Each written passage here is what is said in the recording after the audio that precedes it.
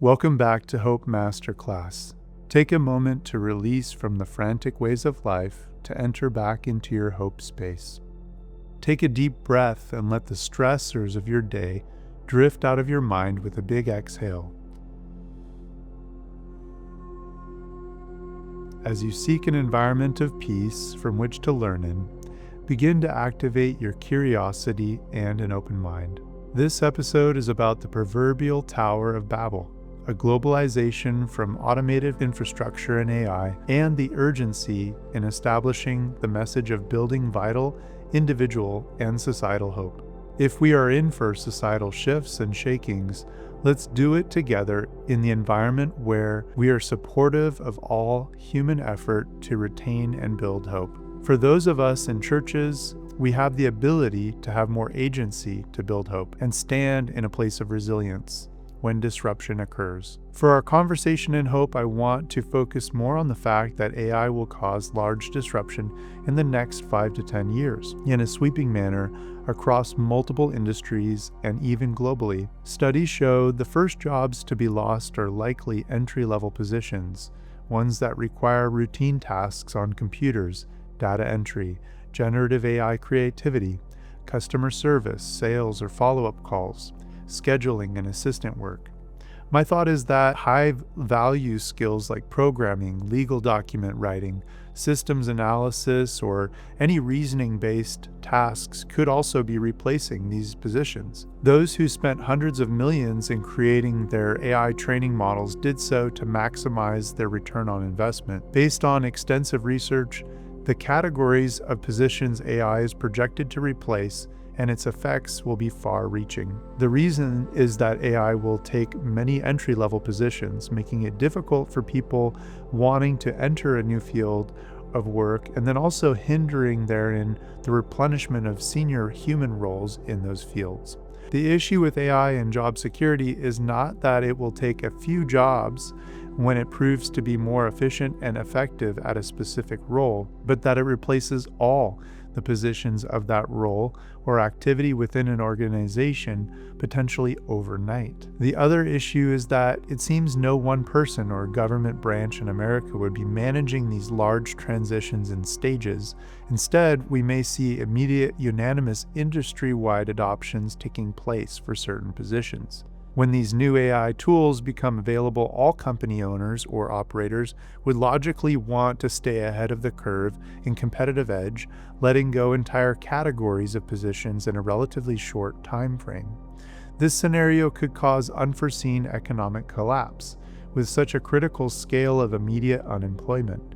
If left unregulated, the future in 50 years from now might look like a sci-fi movie where the technology owners are the few thousand billionaires who go off planet and the rest of us are living like it's the 1800s in low-tech farming or farmstead communities. It seems like a stretch to imagine that outcome. Hollywood's already played it out in many movies.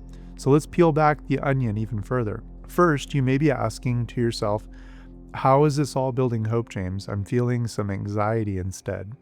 Well, it's important to know that perceiving the world around you critically and realistically is much better than a posture of ignorance is bliss, come what may.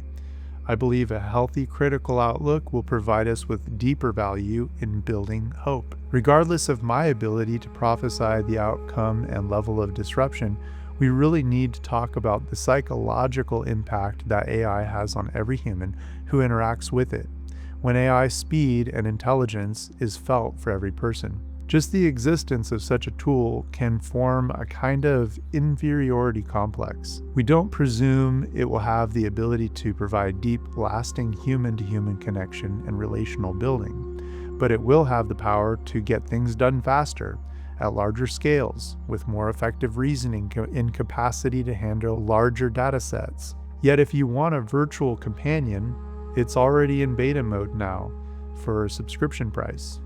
What a funny thought to have paid for a virtual friend. What if you don't want to pay the subscription anymore? You lose your friend.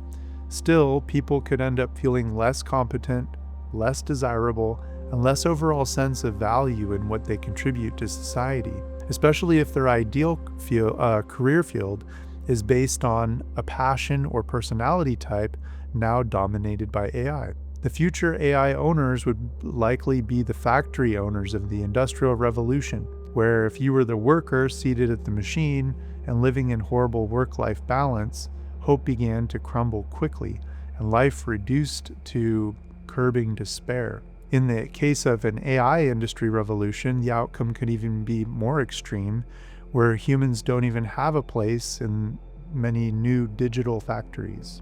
It would seem then that we're left with the owners, these techno-kings, contrasted with poor serfs making mud pies out of their universal basic income, UBI, or universal basic employment, UBE. I'm trying to imagine how this plays out within late-stage capitalism, but the fact that billionaires are making their doomsday bunkers speaks volumes to how disruption could spiral out of control. I personally believe part of the hope we need to found in wise leaders is finding leaders who don't worship the dollar or profit detached from morality, the size of their yacht or spaceship they're going to get, but they care about the overall trajectory of humanity. Unfortunately, some of these tech leaders are using words like depopulation or concepts around it with words like sustainability, caring for the planet more than humans, which is eerily like Hitler believing he knows best which people groups deserve to live or die. It's the same dictator mindset, just repackaged for a new generation,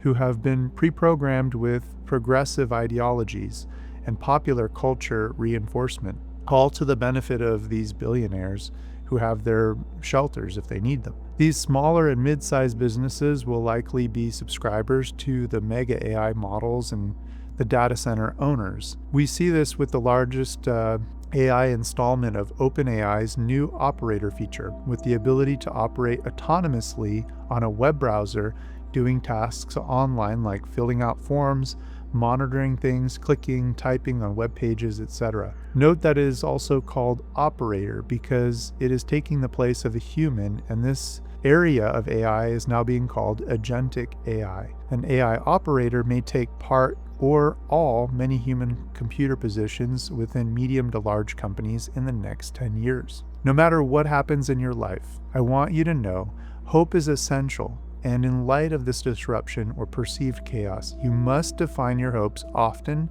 practice self-encouragement by reinforcing your value, finding community support with real face time. And for Christians, it means not just surface level fellowship at church, but deeper conversations in home groups and with pastors. Finally, let's look at the topic reflecting the title of this episode, the story of the Tower of Babel. As AI presumes to progress towards breaking down language barriers, economic barriers, global logistics, and even leadership decisions, a convergence and globalization effect is inevitable. The Tower of Babel was a story of early humanity living in one place and building off of a one-world government, right? The Tower. This globalization or coming infrastructure peak represents a second Tower of Babel. In Genesis chapter 11, it says, "The whole world had one common language, and the people all settled together in one place. They said, 'Come, let us build ourselves a city with a tower that reaches to the heavens, so that we may make a name for ourselves. Otherwise we'll be scattered all over the face of the whole earth.' But the Lord came down to see the city and the tower the people were building. The Lord said, 'If, as one people speaking the same language, they have begun to do this, then nothing they plan to do will be impossible for them. Come, let us go down and confuse their languages, that they will not be able to understand each other.' So the Lord scattered them from there all over the earth, and they stopped building the city. That is why this is called Babel, because there the Lord confused the language of the whole world. From there the Lord scattered them over the face of the whole earth." Okay, the interest here is the story of a divine creative act in seeding new languages, and it also automatically caused humans to spread out over the continents of the world geographically. This maximized the population growth and usefulness of the planet's resources, allowing for variety of traditions and cultures to be grown separately. Eventually, the necessity of nation-states to form diplomacy also drew humanity towards another level of maturation. But the Bible predicts that the end times will be a lot like the Tower of Babel, in the sense that the whole of humanity, all these separate cultures, will once again form a one-world government, as seen in Revelation. The problem here, from my perspective, is not a functional utopia, but rather the cementing of our inaccessibility to divine destiny, only achieved in the strength and growth of the individual. I believe our real destiny is to mature within ourselves,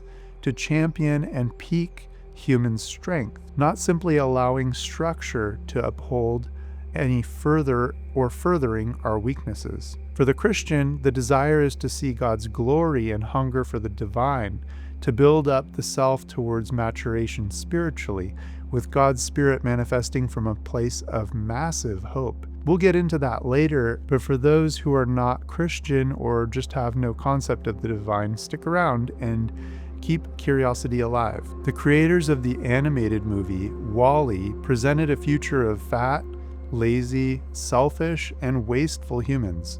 Somewhere deep in our conscience, we know, however, that this is not an ideal outcome for humanity.